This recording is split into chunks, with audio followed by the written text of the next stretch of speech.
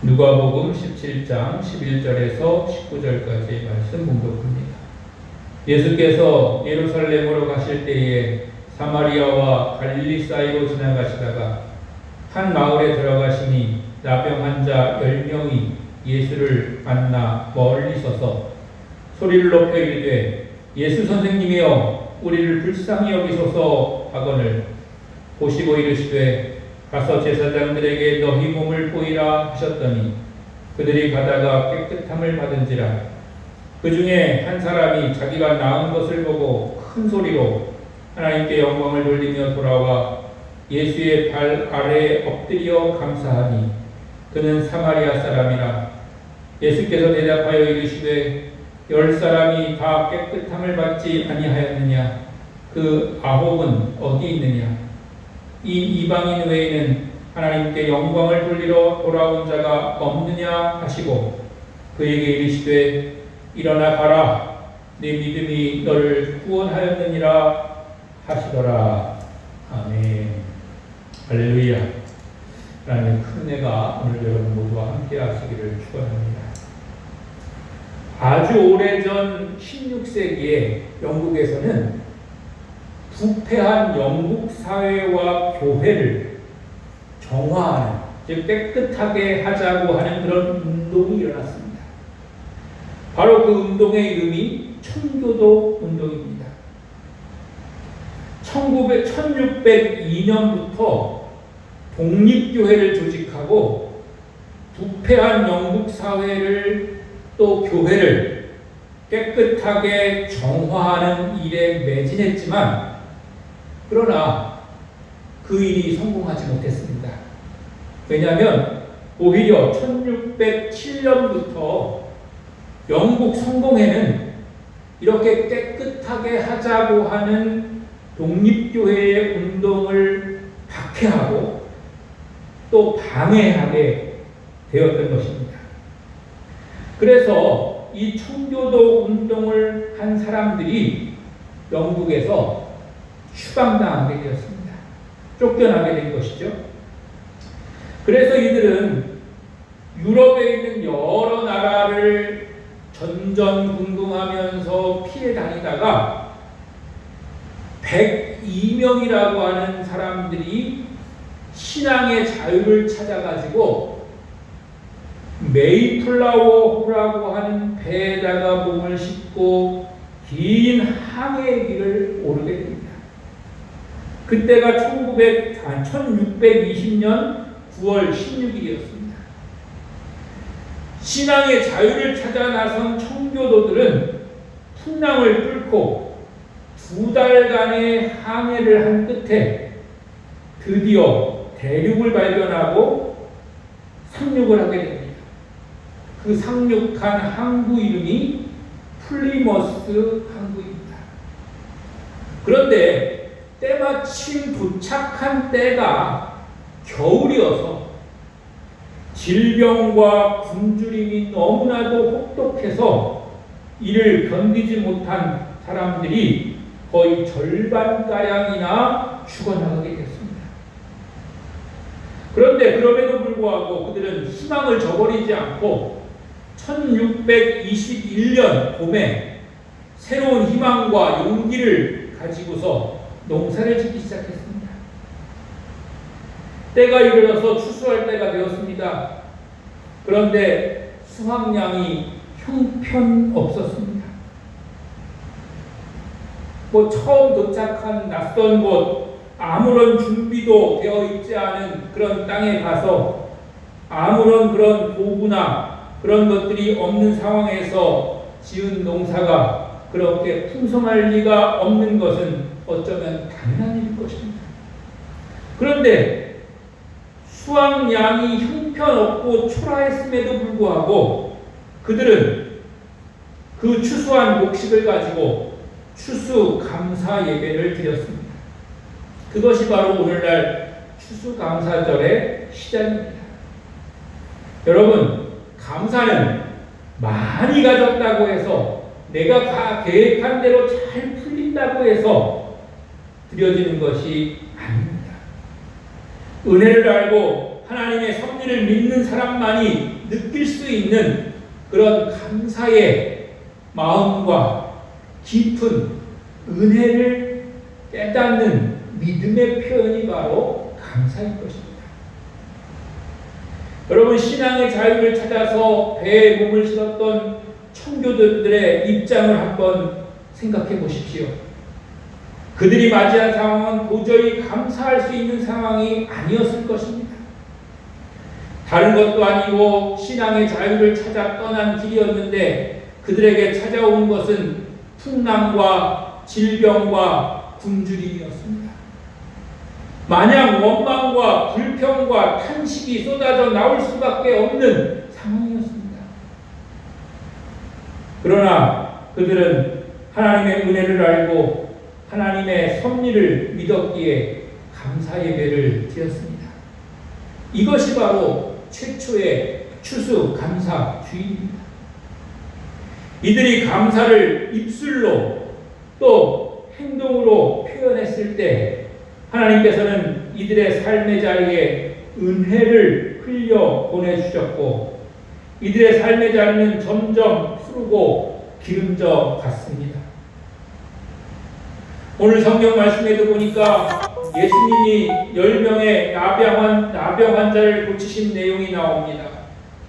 나병에 걸리면 관절이 떨어져 나가고 점점 눈이 어두워져서 결국 시력을 잃게 됩니다. 그게 전부가 아닙니다. 생명마저도 위협받는 무서운 불치병입니다. 그리고 나병에 감염되면 집을 떠나서 외진 곳에서 나병 환자들끼리만 모여서 살아야 했습니다. 본문 말씀에도 보니까 10명의 나병 환자가 등장합니다. 예수님께서는 모든 병을 고치신다는 소문을 듣고 예수님 만나기를 기다리고 있었습니다. 어느 날 예수님이 그들이 사는 동네를 지나가셨습니다. 예수님이 그들의 시야에 들어오자 그들은 간절한 기대와 소망을 가지고 온 힘을 다해서 부르짖었습니다. 예수 선생님이여, 우리를 불쌍히 여기소서. 결국 예수님이 그들의 부르는 소리를 들으시고 그들에게 말씀하셨습니다. 가서 제사장들에게 너희 몸을 보이라.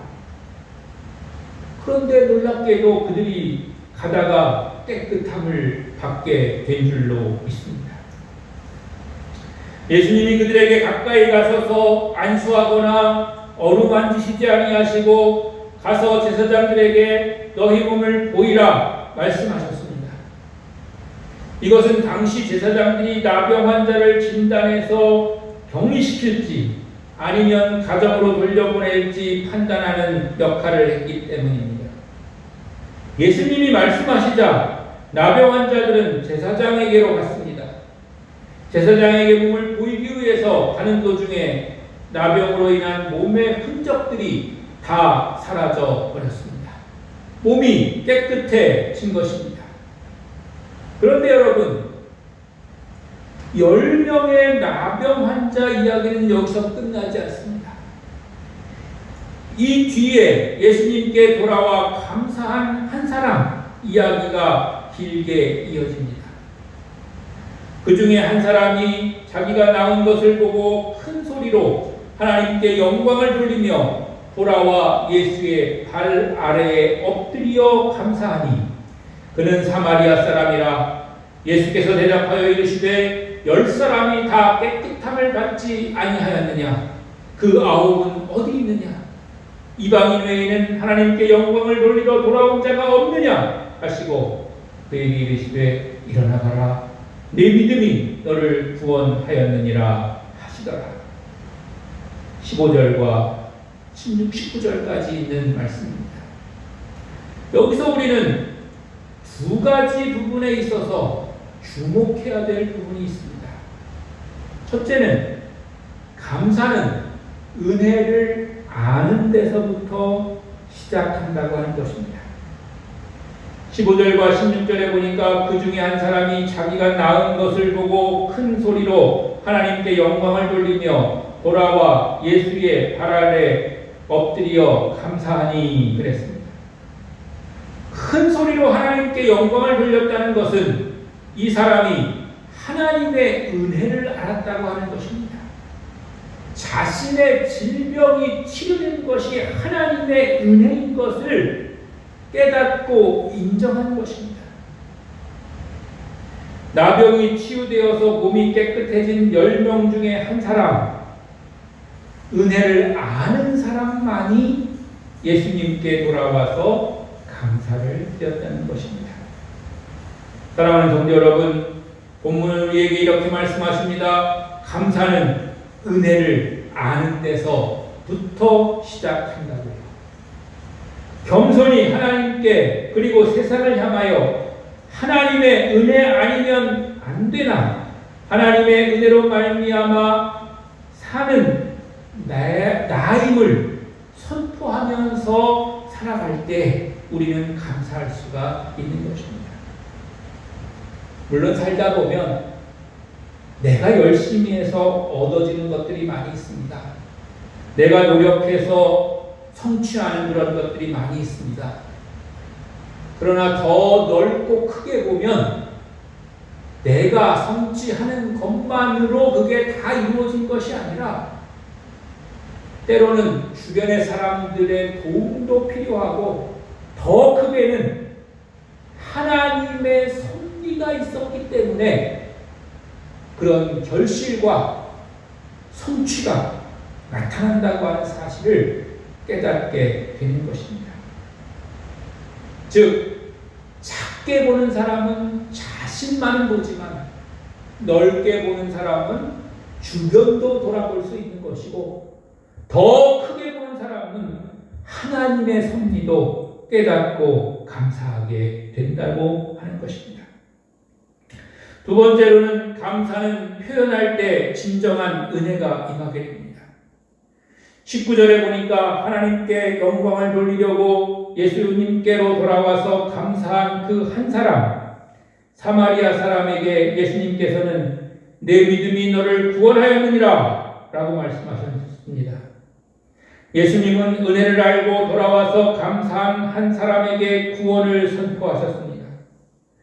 여러분, 제사장들에게 몸을 보이러 가던 중 10명의 나병 환자 모두가 치유되어서 몸이 깨끗해졌습니다. 이 모든 사람이 감사한 마음이 없었을까요? 모두가 다 감사한 마음은 있었을 것입니다.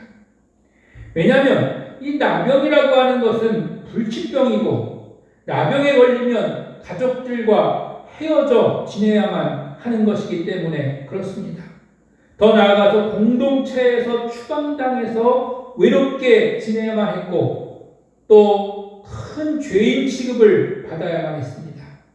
손가락질을 받아야만 했습니다. 왜냐하면 당시 유대인들은 나병이 죄로 인한 것이라고 여겼기 때문에 그렇습니다. 그런데 이제 나병이 치유가 됐으니까 가정으로 돌아갈 수가 있습니다. 추방당했던 공동체로 당당히 돌아갈 수가 있었습니다. 더 이상 죄인 취급을 받지 않아도 되었습니다.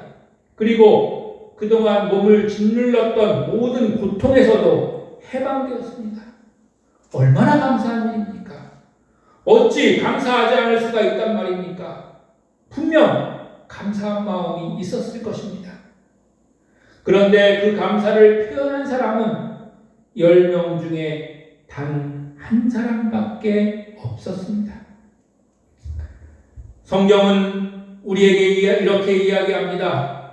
진정한 은혜인 구원의 은혜는 예수님께 돌아와서 감사를 표현한 사마리아 사람에게만 주어졌다고 하는 것입니다. 물론 그 10사람이 다 감사를 표현하지 않은 9사람도 다시 나병에 걸리진 않았을 것입니다. 왜냐하면 예수님께서 치유해 주셨기 때문에 그렇습니다. 그런데 그들은 육체적인 병이 치유받은 것까지만 그들에게 은혜였습니다. 그런데 예수님께 돌아와서 감사를 표현한 그 한 사람, 사마리아 사람 이방인에게는 하나님께서 주시는 구원의 은혜, 하나님께서 주시는 그런 더 큰 은혜가 그에게 주어진 줄로 믿습니다. 화가 중에 김대순이라고 하는 화가가 있습니다. 그는 한때 술로 인해서 건강이 악화되어서 병원에 입원해야 될 만큼 그렇게 건강이 악화되었습니다. 삶의 의지를 잃고 살던 그에게 한 지인이 평생 감사라고 하는 책을 선물해 주었습니다. 그리고 그가 그 책을 읽었습니다. 그 책 내용에 감명을 받아서 새로운 인생의 목표를 세운 그 화가는 그 다음부터 자신의 작품에 하나님 감사합니다 라는 그런 글씨를 쓰기 시작했습니다. 어떤 작품에는 하나님 감사합니다 라고 하는 말을 100만 번 써서 그걸로 그림이 되도록 그렇게 만들었다고 하는 것입니다. 더 나아가서는 다양한 색과 언어로 하나님 감사합니다 라는 고백을 담아내기 시작했고 그 작품들로 전시회도 열었습니다. 그런데 놀라운 것은 그 과정에서 술도 끊게 되고 건강도 되찾았습니다. 그는 이렇게 말합니다. 이 작업을 하면서 감사합니다가 입에 붙으니까 마음에 평안과 기쁨이 생기고 모든 일에 긍정적으로 임하게 되고 욕심이 사라지게 되고 감사한 일들이 저절로 생겨나기 시작했습니다. 즉 감사를 입술로, 몸짓으로, 행동으로 표현할 때 놀라운 기적이 그에게 일어나게 된 줄로 믿습니다. 사랑하는 성도 여러분, 감사를 표현할 때 진정한 은혜가 우리에게 임하는 줄로 믿습니다.